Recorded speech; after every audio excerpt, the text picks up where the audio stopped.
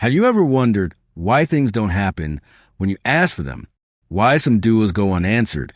Or why silence follows your most desperate prayers? Sometimes the hardest trials are not loud storms, but delays. Quiet, invisible, and misunderstood. But what if that delay is not rejection, but protection? Not punishment, but preparation? Today, we'll explore why Allah delays certain things in your life, and what it really means when He says, "You are not ready yet." We cry in sujud. We beg in tahajjud.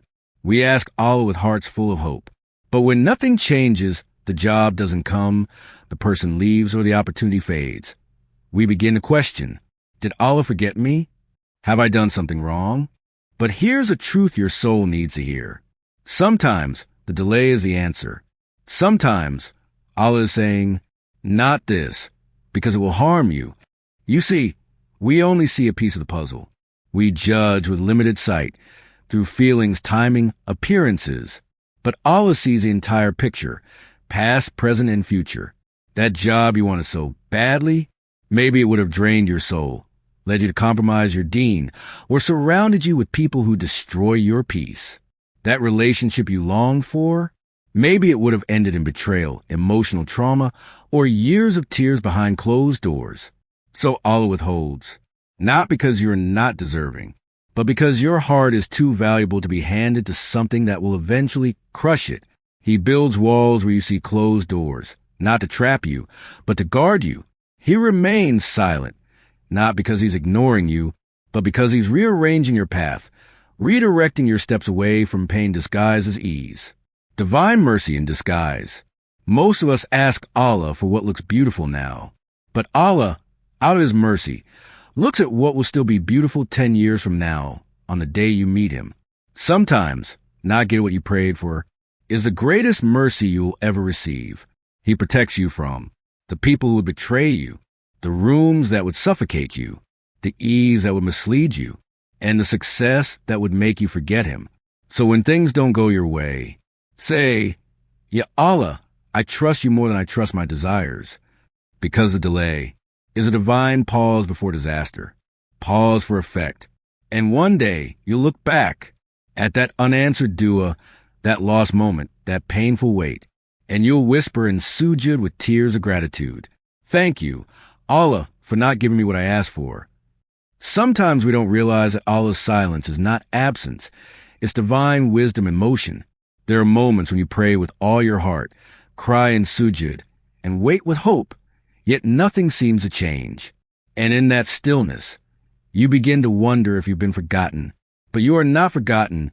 You are being prepared. The delay in your life is not a punishment. It is protection. You see, as humans, our view is limited. We only see what's in front of us, the appearance, the timing, the feelings. But Allah sees the unseen. He sees what you cannot, and knows what you are not yet ready to understand. That delay you are experiencing is not rejection. It's a wall between you and someone that would have hurt you. A job that could have pulled you away from your deen. A relationship that might have seemed sweet, but would have left you in heartbreak and despair. Allah removes it because He loves you. What looks like a missed opportunity is actually a blessing you've been spared from. You ask for something because you think it will bring you peace. But Allah, in His mercy, withholds it because He knows it would bring you pain. We often chase things that sparkle but are hollow inside. We don't realize that some of our deepest desires are wrapped in temporary illusions, things that appear perfect from a distance but carry hidden harm. And when Allah doesn't give them to us, our hearts ache. But later, you'll understand. You'll look back and say, Alhamdulillah, it didn't happen, because that unanswered prayer may have saved your soul. Allah delays not because you're unworthy of love or success, but because your soul is too valuable to be given something that would damage it. He is rearranging your destiny in silence, gently steering you away from what would have harmed you. That delay is divine mercy. It's protection. And one day, you'll thank Him for every silent night, every pause plan, and every tear that didn't make sense at the time. But sometimes, the delay is not just about what you're asking for. It's about who you are becoming. You ask Allah for a blessing, for love, wealth, peace, or recognition, but your heart is not yet prepared to carry it. Not every gift feels like a gift if it arrives too early. Think of a child who begs to drive a car. The car itself isn't harmful, but in the hands of someone unready, it becomes dangerous. Similarly, if Allah gave you everything you're praying for right now, it could destroy you, not elevate you. It could feed your ego, damage your character, or distance you from your Creator. So He waits, not because He wants to withhold joy from you, but because He wants you to grow into someone who can carry that joy with wisdom. That delay is training. It is building spiritual muscle. Allah is preparing your soul, teaching you patience, molding your character, and deepening your reliance on Him. If the blessing came too soon, it could become a fitna, a test you weren't ready for. But when it comes at the right time, it will elevate you, not break you. So the delay is not the enemy. Your impatience is. Trust that the delay is not forever. Trust that Allah is not punishing you. He is making you stronger. He is teaching you to detach from the dunya and attach yourself to Him. And when the time is right, when your heart is healed, your mind is steady, and your soul is firm, He will give you what is far better than what you asked for. You will look back and see that what you thought was a setback was actually the beginning of your most beautiful journey. When Allah delays, it's never random. He is not just changing your direction. He is editing your story with compassion, with mercy, and with wisdom far beyond your understanding.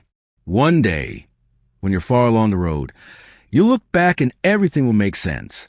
Every delay, every heartbreak, every closed door was Allah's way of saying, wait, I have something better.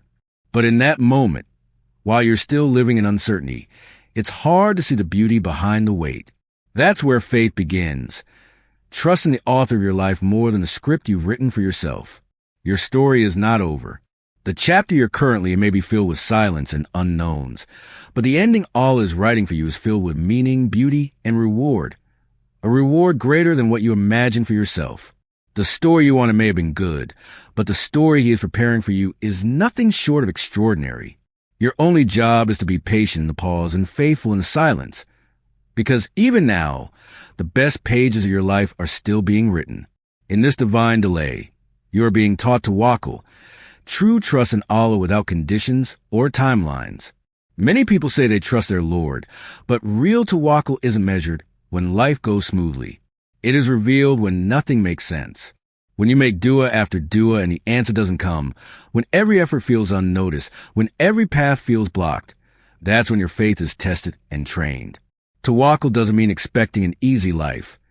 It means remaining anchored even when the seas of life are stormy and the skies are unclear. It means trusting that Allah has a plan even when you see no signs of it. The truth is, most of us trust Allah as long as there's progress. But what happens when the progress pauses? What happens when everyone else moves forward while you remain in place? That's when the real transformation begins. Delays are not just setbacks, they are spiritual classrooms. They teach you that control was never yours to begin with. Your timeline, your sustenance, your future, all of it belongs to Allah. And that's not a punishment. That's the greatest relief. Because if everything relied on your limited mind and strength, you'd collapse under the pressure. When Allah delays, He is inviting you to shift your hope away from outcomes and toward Him. And when you finally let go of the need to control everything, when you surrender your outcomes and just hold on to Him, that's when peace returns to your heart. Not because the problem is solved, but because you finally understand that Allah never left. This kind of trust is not built in comfort. It is built in silence, in the space between your prayer and its answer. It's built when you stay in sujud, even after the door hasn't opened, when you still believe, even when everything around you suggests otherwise, when you wake up every day and keep trying, keep hoping, keep asking. Not because you see results, but because you trust the one who sees you. That is tawakkul. It's not about waiting passively. It's about doing your best, striving sincerely, and then releasing the outcome with complete faith that whatever unfolds is what was written, and what was written is never wrong. When you reach that level of trust, you're no longer shaken by delays or silence. You stop being a prisoner to the timeline. You stop looking for peace in the plan and start finding it in the planner. So if you're in a phase of waiting, if your heart feels restless, don't rush the process. Don't demand a sign. Don't assume the delay is a denial. Allah is not late. He is precise. And while you are waiting, He is teaching you one of the greatest spiritual lessons of all: to stop seeking security in the visible and start trusting the invisible. Sometimes Allah delays because you're still holding on to something that's not meant for your next chapter. You may be asking Him for peace, for healing, for something new, yet you're still gripping tightly to what disturbs your soul. You're asking for light, but you're refusing to let go of what's keeping you in the dark. And as long as your hands are full of what He wants you to release, they cannot receive what He's preparing to give. The delay isn't cruel, it's wise. You're being given time to let go, because the blessings you seek won't come through doors you refuse to close. Allah, in His love for you, waits patiently, not because He is withholding your joy, but because He wants you to choose growth. He wants you to release what is not aligned with your soul's journey. And once you do, once you let go of what's draining your heart, you'll find that what you were waiting for was always ready. It was just waiting for you to be ready for it. Sometimes we make heartfelt duas for change, healing, and growth, yet we hold on tightly to the very thing that Allah has already removed from our path. We ask for peace while revisiting the pain. We ask for clarity while entertaining confusion. We cry for new beginnings while remaining chained to memories, attachments, and habits that no longer serve us. But the truth is, you cannot receive from Allah with fists that are still clenched around what He has asked you to release. Sometimes it's not the blessing that's delayed, it's your willingness to be emptied that hasn't begun. You may be emotionally tied to what Allah has clearly closed off. You may continue knocking on doors that He, in His mercy, has locked for your protection. And so, He waits, not to punish you, but to give you time, to let go, to surrender, to finally say, "Ya Allah, I release what is not for me. I trust You to fill this space with what is better." Letting go often feels like loss. It can feel like failure, like giving up. But in reality, letting go is the beginning of your liberation. It's Allah's way of making room inside your soul for something more aligned, more peaceful, and more worthy of you. He cannot pour pure water into a vessel already full of bitterness, fear, or expired dreams. The longer you resist His wisdom, the longer the delay stretches. The tighter you hold onto what's draining you, the heavier your heart becomes. But the moment you release it, truly let it go, your heart becomes light enough to carry what was written for you. Letting go does not mean you don't care anymore. It means your soul has matured. It means your peace matters more than forcing what never truly fit. It means you trust that whatever Allah removes, He replaces with something far more beautiful. Not always immediately, but always perfectly timed. Ask yourself deeply and honestly, what am I still clinging to that I know has no place in my future? Is it a memory, a relationship, a fear, a voice of self-doubt, a destructive habit? Because as long as your heart is full of the wrong thing, there will be no room for the right one. Allah delays not because you're undeserving, but because you haven't yet created the space to hold the blessing He intends for you. It's not about being denied. It's about being made ready. And sometimes the delay is a test, not just of your patience, but of your sincerity. These silent pauses in life are not random.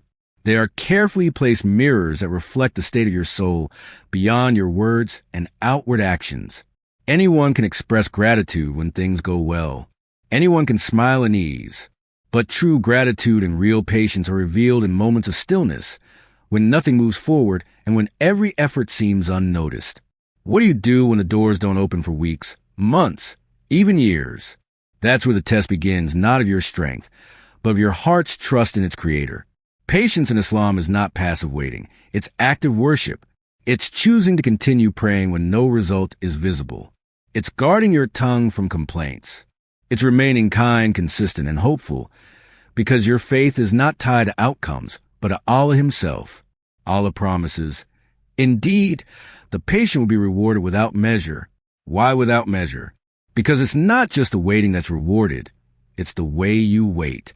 The whispered duas through tears, the quiet nights of heartbreak, the words of Alhamdulillah, spoken even when your heart feels nothing to celebrate.